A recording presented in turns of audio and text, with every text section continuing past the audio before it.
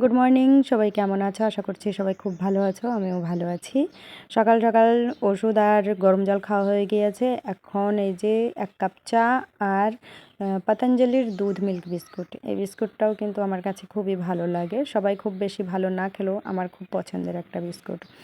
তো ডায়েটের মধ্যেই আমি এখনও থাকি। চা খাচ্ছি বলে এটা ভেবো না যে আমি ডায়েটের কোনো পালন করি না। আমি ঠিক ব্যায়ামও করি, ডায়েটও করি, কিন্তু সাথে সাথে এই যে এই বাজে স্বভাবটাও সাথে রেখেছি। কিছুদিন বাদ দিয়েছিলাম, এখন যাই হোক অল্প অল্প করে খাই, দুবেলাই খাই। তারপর রান্না বান্না করব। পাশের বাড়ির এক কাকিমা এই যে এই ফলটা দিয়ে গিয়েছে, এটাকে এখানে বলে বাঁকুড়া। তো ওটার বাছার দরকার নেই, কারণ যে কাকিমা দিয়ে গিয়েছে উনি বেছেই দিয়ে গেছে। আর রান্না করব আমি এখানকার পালং শাক। আর বাবু ওই যে পেপার পড়তে পড়তে ঘুমিয়ে পড়েছে, চেয়ারে বসে রয়েছে। আমি এই পালং শাকগুলো ভালো করে বেছে নিচ্ছি আর শিকড়গুলো রেখে দিচ্ছি, কারণ এই পালং শাকের শিকড়গুলো খেতে দারুণ লাগে, একটু মিষ্টি মিষ্টি লাগে, আলাদাই একটা স্বাদ।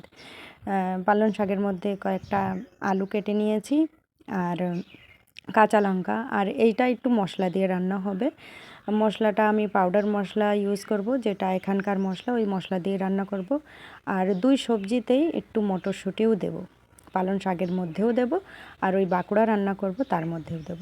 তো আগে বাঁকুড়াটা রান্না করে ফেলছি। পেঁয়াজ ফোড়ন দিয়ে আলুগুলোকে দিয়ে একটু ভেজে এর মধ্যে মশলা দিয়ে দেব।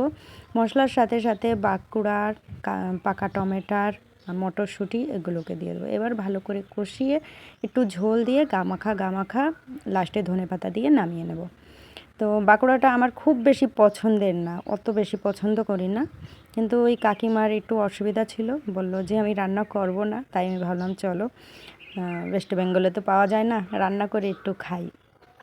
তারপরে এই পালং শাকটা আমি শুকনো লঙ্কা আর রাঁধুনি ফোড়ন দিয়ে রান্না করেছিলাম। রান্নাবান্না হয়ে গিয়েছে, এখন আমি আর বাবু দুজনেই রোদ্রে বসে রয়েছি, একটু পরেই খাওয়া দাওয়া করে নেব। খাওয়া দাওয়া করতে করতে ভিডিওটাও শেষ করে দেবো। আজকের ভিডিওটা তোমাদের কেমন লাগলো সবাই জানিও। চলো ফিরে দেখা হবে নেক্সট ভিডিওতে, সবাই ভালো থেকো।